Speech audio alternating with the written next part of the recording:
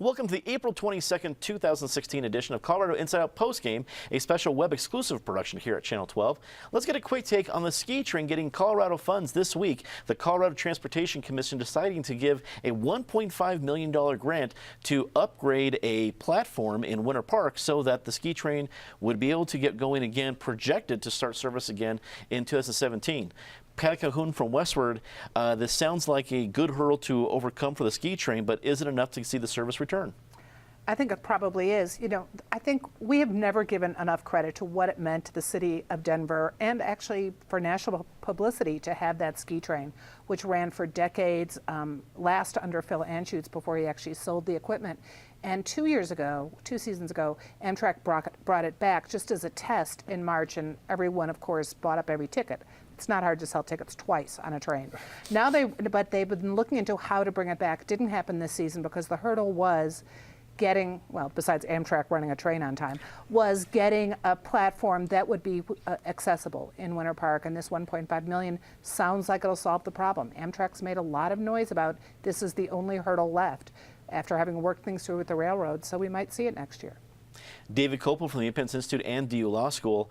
Trains are all the rage in Denver and Colorado right now. Was this the right move for the Colorado Transportation Commission to make? Probably yes. It's a nice alternative to have. It's only really realistic to take that train if you live pretty close to downtown Denver. Otherwise, it's much faster to drive, partly because the train, because of the grades it has to go up and down, is quite slow. And I've taken it a number of times, and it also just like stops for totally, to the passengers, inexplicable reasons. So if you're not in a hurry, it's a good thing. I suppose people who consume legal marijuana and want to go skiing, it's good to give them their designated driver.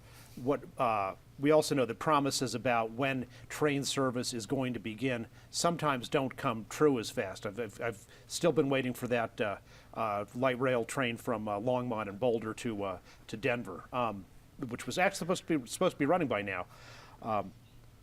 So maybe this will start up, maybe it won't. They should charge a fare that covers the cost of the train. It's not fair for non-skiers to have to pay for skiing transportation.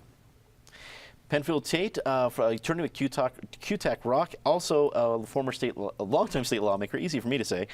When you see the ski train being supported like this by state government, is that the right kind of support it should get? Should there even be more support for something that would possibly help address some congestion to the ski areas? I think it's the right kind of support. I think it's too soon to say if there should be more support. I think Amtrak is now sort of committed. They've said publicly this was the last impediment. Well, they better get the train up and running if the money's been appropriated by the Department of Transportation to fix what was the last obstacle. I think it's a great amenity that Winter Park needs. I think it's extremely convenient. And you know, parking downtown around Union Station, I think, is improved enough where people will go downtown, park, and catch the train. It's not a timing factor. Frankly, in the times I've ridden it, it's the aggravation factor of having to deal with Berthoud Pass twice to get to and from Winter Park. It's just nice to be able to get in a train, sit down, snooze if you want to, read, visit with other folks, get up there, ski, and then collapse on the way back and rest and get a nap before you get in your car and drive home. And so I think Patty's right. It's value to the economy and just to Denver's perception has been understated. So I'm glad to see the service resume, and I think we ought to all picket Amtrak if they don't start the train up. Wouldn't be the first time. Ben Gilt, political consultant, joins us at the table.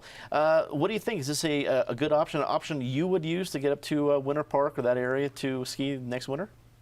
I mean, theoretically, yes. It's not something that I do personally, but I think that the notion of, you know, as everybody else is saying, I think the notion of having a ski train is very strong for Denver. It's part of our branding and PR is that we're, you know, this city that's got the connection to the mountains. And, you know, I know when I was younger and even in my more recent travels, when I go around, people will ask about the ski train. Oh, isn't there a train that goes up to the mountains? So I think it's an undervalued asset. I think it's probably the right thing to do. I haven't seen the platform. I don't know if it needs $1.5 million worth of work, but if that's what it takes to get the train to run, I think that the PR value that we derive from being able to say you can go from the airport to Union Station to the train without you know, stepping foot outside is a powerful thing for the city. So it's a positive thing. That's all the time we have for Colorado Inside Out postgame this week. Leave us a comment. Tell us what you think. For everyone here at CPT12.org, I'm Dominic Dezzutti. Thanks for watching.